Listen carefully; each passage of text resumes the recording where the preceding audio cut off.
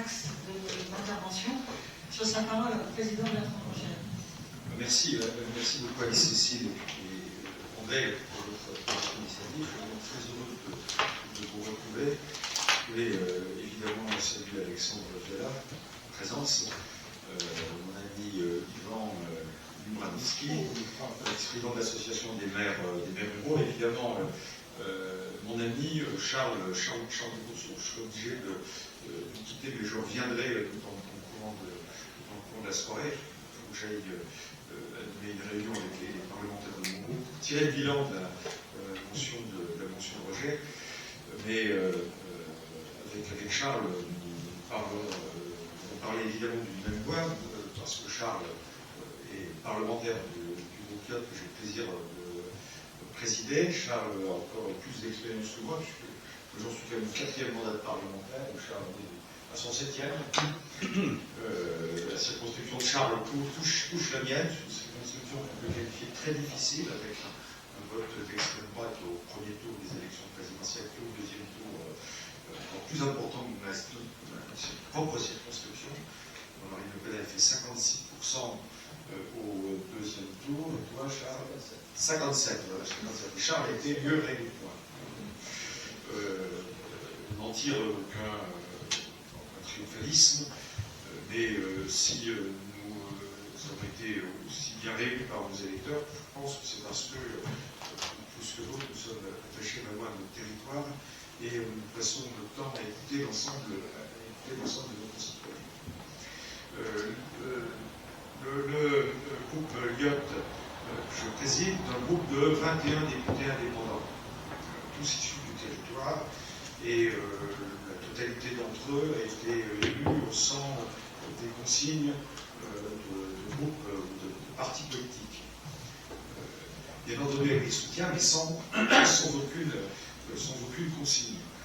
Notre groupe parlementaire est composé, je dirais, de parlementaires socialistes que je qualifie nous démocrates sociaux, qui n'ont pas fait les accords, qui n'ont pas tissé des accords avec la NUPES, avec les LFI, jusqu'à des députés qu'on qualifierait de gaullistes sociaux, en passant par des centristes et des députés régionalistes.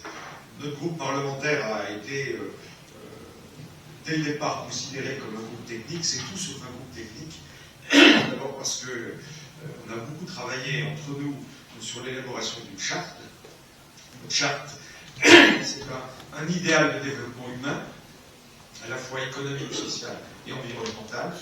On va tous aller à l'épanouissement de tous par l'autonomie dans le cadre d'une société solidaire. Donc un idéal de développement humain par une méthode qui est celle de l'écoute de nos concitoyens. C'est-à-dire que nous considérons qu'on ne réglera jamais les problèmes de fond, les questions de fond de notre pays, si nous ne réglons pas les questions de fond. C'est-à-dire que si nous ne faisons pas en sorte de travailler réellement tous ensemble à la mise en œuvre des décisions plus proches des intérêts de nos concitoyens. Et c'est pour cela qu'on combat en permanence toutes les mesures, toutes les décisions autoritaires, et chaque fois qu'on ne vote pas un texte de loi, on analyse en amont vraiment l'analyse d'impact, pratiquement au sens européen du terme. C'est-à-dire, est-ce que dans cette analyse d'impact, on s'est bien interrogé sur les objectifs qu'on se donnait dans cette loi, les moyens pour atteindre ces objectifs, et préalablement la discussion possible avec nos concitoyens, évidemment les corps intermédiaires. D'ailleurs, c'est une parenthèse qui étonne que les projets de loi en France ne soient pas soumis à des analyses d'impact contrôlées avec le regard d'un organisme indépendant. D'ailleurs, on pense que ça pourrait être un rôle, enfin, on en discutera ensemble, peut-être du Conseil économique, social et environnemental. Quand il y a des bonnes analyses d'impact, on prend nos décisions beaucoup plus facilement. On considère, tout comme vous, qu'on est face à une grave crise démocratique. Alors, comme je parle devant des tas d'experts, je serais quand même très prudent sur sur le sujet. Et puis j'aimerais bien que vous me contredisiez, en tout cas qu'on soit étonné par vos propositions, parce qu'on fait évoluer un peu les nôtres. On sait toujours que la démocratie a toujours été en question, elle a toujours été questionnée depuis la nuit des temps, mais là quand même, la montée à la fois de l'abstentionnisme, les votes extrêmes, le rejet de toute décision d'ordre démocratique structuré, tout ça vraiment nous fait peur.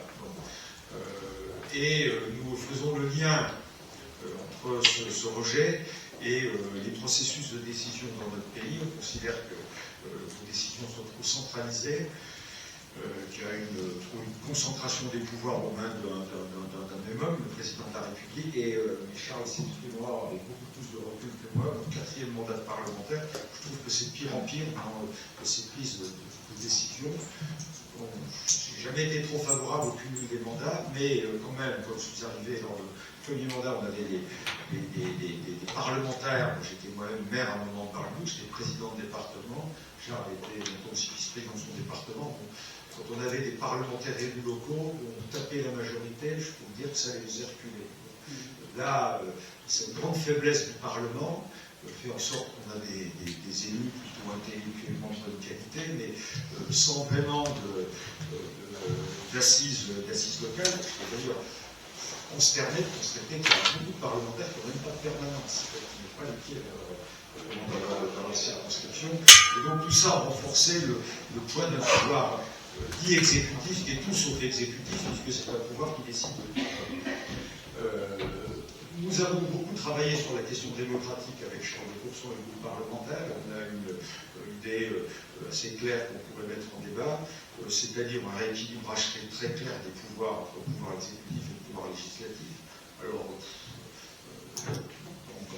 est-ce que c'est par une proportionnelle partielle ou intégrale? Est-ce que c'est par un vote plutôt des élections législatives avant des élections présidentielles? En tout cas, vraiment faire en sorte que on ait un Parlement qui représente réellement les différentes opinions, les opinions publiques, pour contrebalancer le rôle de ce pouvoir exécutif, avec un renforcement des droits du Parlement, beaucoup plus de moyens en termes de personnel. Quand on compare le fonctionnement du Parlement en France et tous les pays européens, on a pratiquement 10 fois moins de personnes, conseillers techniques, dans les groupes parlementaires qu'ailleurs.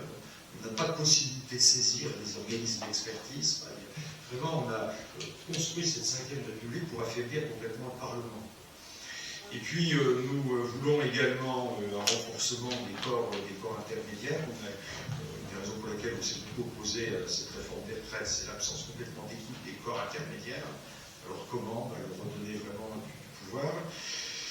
Un pouvoir évidemment davantage de collectivité, on est le pays moins décentralisé d'Europe. Je termine un tour de rencontre avec les ambassadeurs des pays d'Europe ici à Paris. Et je suis quand même très frappé de constater combien partout ailleurs on a des pouvoirs beaucoup plus décentralisés, avec des populations qui réagissent beaucoup plus auprès des élus locaux. Regardez la question de la santé. On pose une question à l'ARS, l'ARS remonte au ministère, on fait descendre à l'ARS. C'est vraiment la lourdeur de ces dispositifs. Et enfin, évidemment, il y a la question de la démocratie directe, notamment la question du référendum, un choix multiple, des situations complexes, direct, la question des droits de pétition. Enfin, on pense qu'on a vraiment une possibilité, en tout cas, de rééquilibrer les pouvoirs, de donner davantage de pouvoir à nos concitoyens, et faire en sorte, in fine, qu'on ait des décisions plus intelligentes, plus en relation avec l'ensemble de nos concitoyens.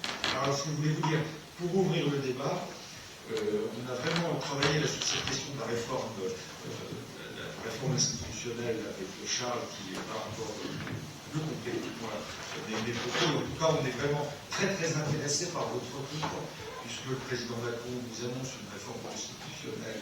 Encore faut-il qu'il y ait une majorité pour la mettre en place. À défaut, au moins un choc réel de décentralisation, mais là, c'est pareil, quel type de compétences. Qu'est-ce qu'on peut faire si on ne réussit pas à avoir cette majorité avec le Sénat, où on peut avancer de façon à pouvoir quand même redonner la parole à nos concitoyens, parce que je veux dire que la Constitution permet beaucoup de choses. Et là, vraiment, vos débats vont être vraiment intéressants. En tout cas, je suis très frappé de constater cette envie et ce besoin démocratique. Moi, je préside, c'est pas un sitcom, c'est une grande organisation de concertation qui s'appelle Décider Ensemble. Peut-être que certains connaissent, peut-être Décider Ensemble. Parce que sur Internet, on réunit par exemple une fois par an les rencontres de la participation citoyenne. On a à peu près 1500 acteurs pendant 3 ou 4 jours. Les collectivités locales, tout ça, c'est une effervescence de la démocratie. Les entreprises s'y mêlent. Il n'y a que l'État qui est complètement sclérosé. En tout cas, merci et bravo pour cet engagement. Et on va avoir beaucoup de plaisir à dialoguer tout de suite.